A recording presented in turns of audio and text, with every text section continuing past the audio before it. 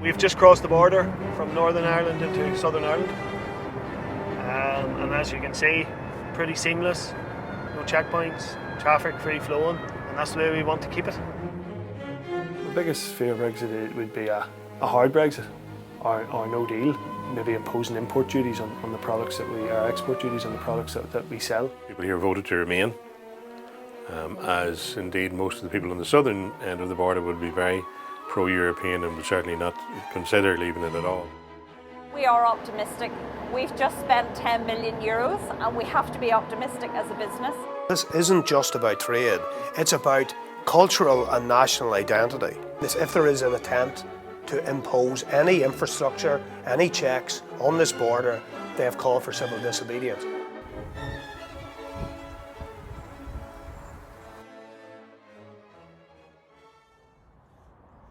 Entre l'Irlande du Nord et la République d'Irlande, un détail. Le marquage au sol passe du blanc au jaune. Autrement, la frontière est presque invisible.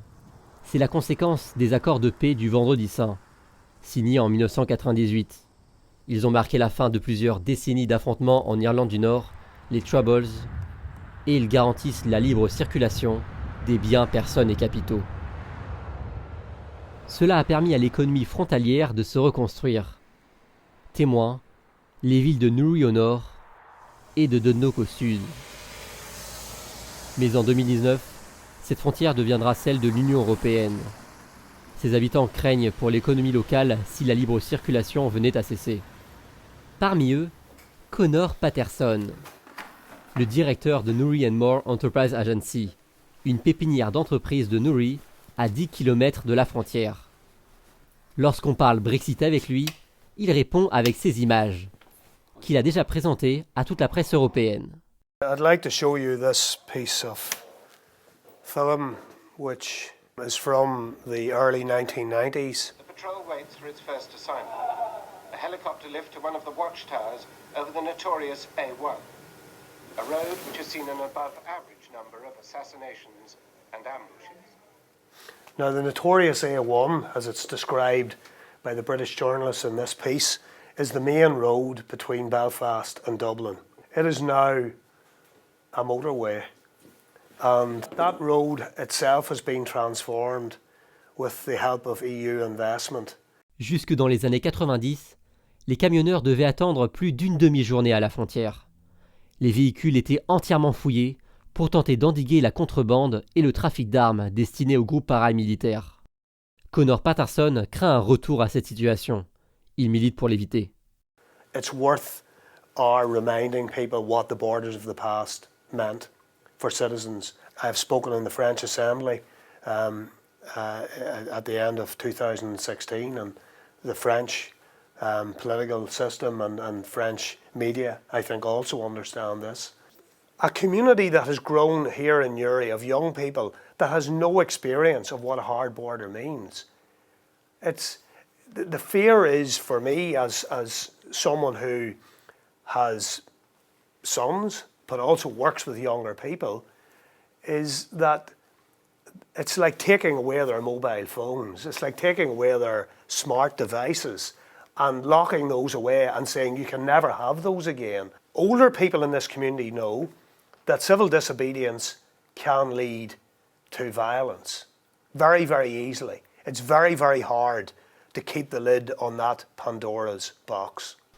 Ces préoccupations, on les retrouve chez Border Communities Against Brexit, un groupe composé de membres de la société civile de la région frontalière.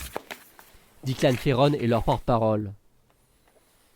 Yeah, we've done this many times before for different. And they all like you to do this.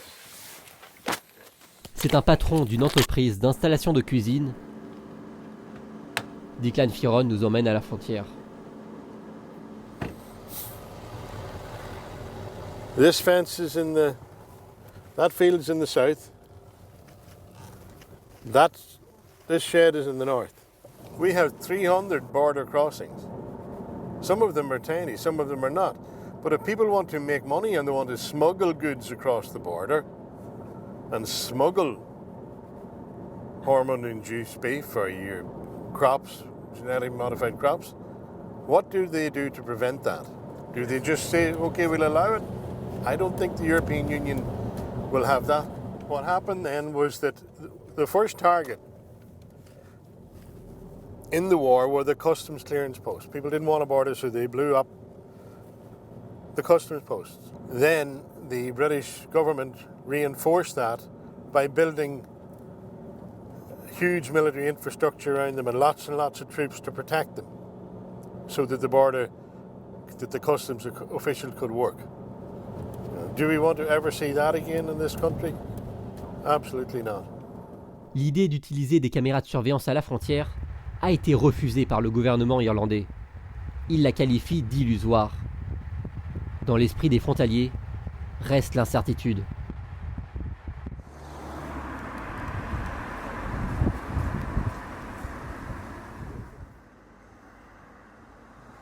La nuit tombe dans la région de Dundalk. La vie nocturne irlandaise est connue pour sa musique et pourrait pâtir du Brexit. Ce soir, au programme de ce bar, un concert du groupe Blues Brothers. Gareth Ecclestone est le guitariste-chanteur. Il se produit dans 150 pubs de la région chaque année.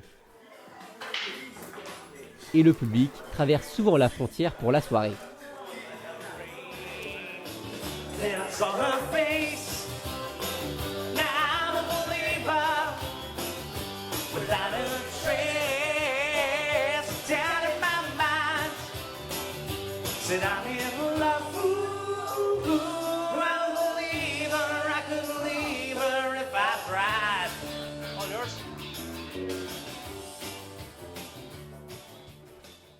Honestly, there's going to be one idiot who does it. There's going to be one idiot who decides, yeah, okay, I don't like the customs post. I'm going to put a pipe bomb there. He's going to end up on the news. He'll be in the High Court, and the judge will say to him, "What'd you do that for?" And he won't have a competent answer.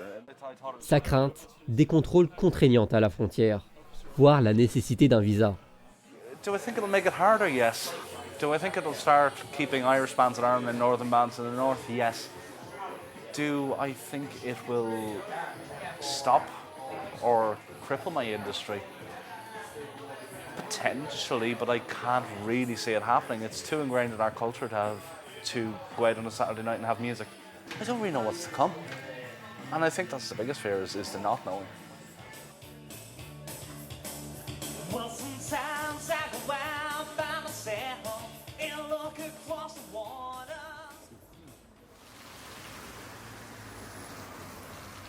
Le jour, Dundalk laisse apparaître ses magasins fermés, comme ce centre commercial.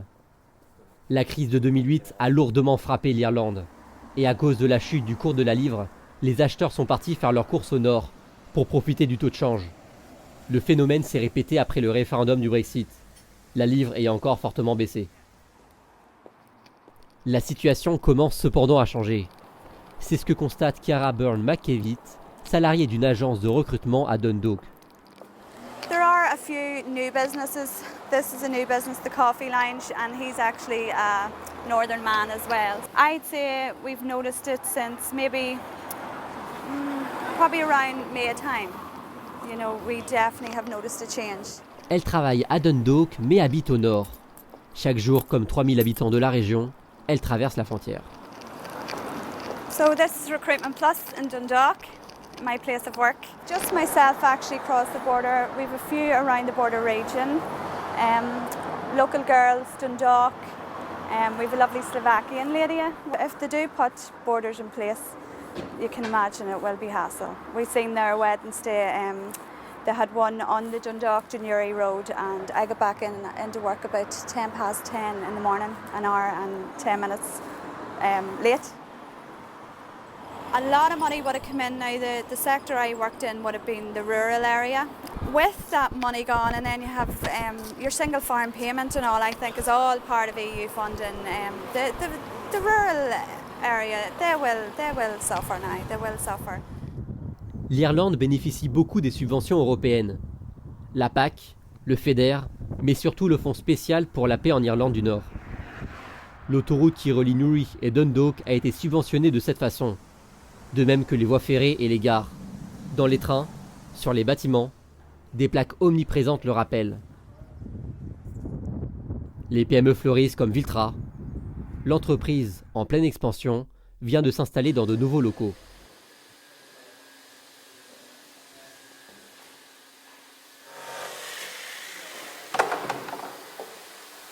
So this is where we manufacture our sewage treatment plants for domestic houses.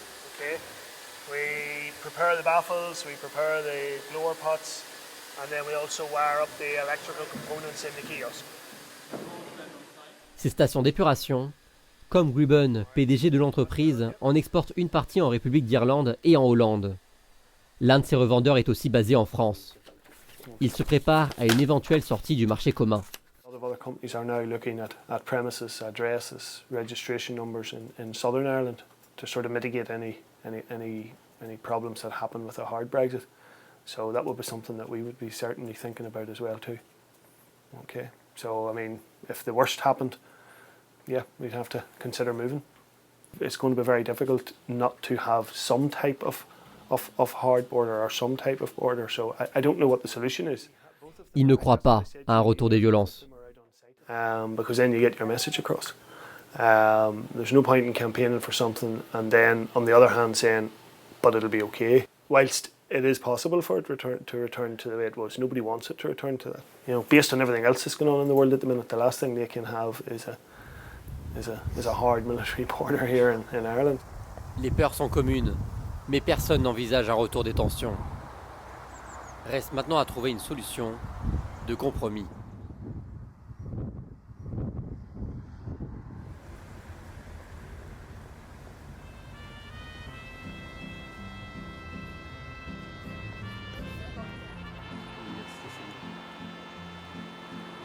À Belfast, où ont été signés les accords du Vendredi Saint, le Brexit est étudié à Queen's University. David Finemore est chercheur en sciences politiques. Il se spécialise sur les questions européennes. On lui a montré nos interviews de Conor Patterson et Declan Ferron.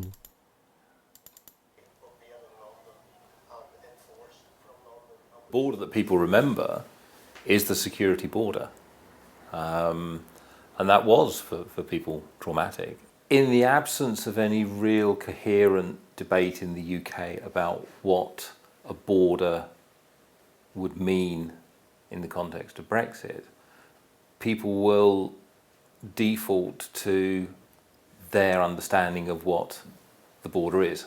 Worst case scenarios for here are that Brexit could lead to an undermining of the Good Friday Agreement, in which case there's the potential, although I don't think it would happen, of an undermining of the peace process. À ces scénarios alarmistes, David Finemore oppose des solutions innovantes. And one of the obvious ways in which you could do that is inserting Northern Ireland into the European Economic Area, because it would maintain the free movement of goods, services, capital and people. So a lot of the framework which has allowed the Good Friday Agreement to be implemented would be maintained. It would be unprecedented for a subnational entity of a non-member state to be a participant or to participate in the European Economic Area, but we've got plenty of examples where the EU has demonstrated some degree of flexibility in terms of the position of certain parts of member states or non-member states. C'est le paradoxe des négociations. Comment avoir un Brexit sans les inconvénients du Brexit? Si certains appellent à un nouveau référendum, d'autres en Irlande se sont fait une raison. Brian est l'un d'entre eux. C'est le patron de plusieurs entreprises de camions. Il a grandi dans la région et se rend souvent dans ce café, situé à la frontière. Like, you take Norway and Denmark, there's a border there. Now, it's a very simple border because you just load your load of goods in Norway, you go to the border, you produce a tea farm and you go ahead on. You wouldn't lose an hour on the border. But years and years ago here, when the border was here, you were losing 7 and 8 hours just crossing one way. Yes, with free certification, maybe it will make things easier. But well, I can't see them going back to that. I can't see them letting it go back to that. But that would be a disaster if that ever happened. But if there is going to be a Brexit, there is going to be a border. It has to be a border. Brian connaît bien la frontière et ses pratiques. Ce qu'il dévoile, c'est le jeu de poker de la contrebande, qui a peuplé la région de millionnaires. Today, you could go up the road with a load of goods today, you could make £1,000 of profit, you could go up and you could lose 5,000, you could lose your lorry, your goods, you could lose everything. Smuggling is up and down, so you've got to know the lie of the border, you've got to know the patrols. It's an education. Smuggling was an education. When you have a hard border, you're always going to have a loophole to make money. And if it is a hard border, the harder the border, the more money you'll get. But if you have a product that can be bought cheaper in the south of Ireland, well, you'll smuggle it to the north of Ireland, and that's where you get your money because you're not paying import duty or import tax. And that's where the hard border will come in. If it is a hard border, it will leave bigger openings for smugglers. Really, we still have a border as such in this country, you know, like we still have custom patrols. Oh yes. We can't, you know, you have illegal cigarettes, you have illegal, you have illegal diesel, road diesel too, which is agricultural diesel, and they taken out of it and removed. You have all that sorts of illegal activity still going on. We're coming into Green Ore here now. Would that be useful for trucks to handle? No, you can't. Trucks can't come on that. Yeah. That's just a car ferry there from. And if there was a truck ferry? Nah, it wouldn't pay trucks to go that short a distance, you know. Oh, yes. That's really only for cars, it's light commercials. Oh yes. Notre route s'achève sur ce ferry. Il traverse le loch de Carlingford et relie Greenore en République d'Irlande à Greencastle en Irlande du Nord. Un gain de temps de plus d'1 heure et 50 km pour ses passagers. C'est l'aboutissement d'un projet vieux de 20 ans, concrétisé depuis juillet 2017. It's been busy both ways. Yeah, absolutely. That will grow with time, but every day we see new people who are using it on a regular basis, and actually people love it. They love the scenery, they love the wildlife. En 4 mois déjà, 70 000 passagers ont emprunté le ferry.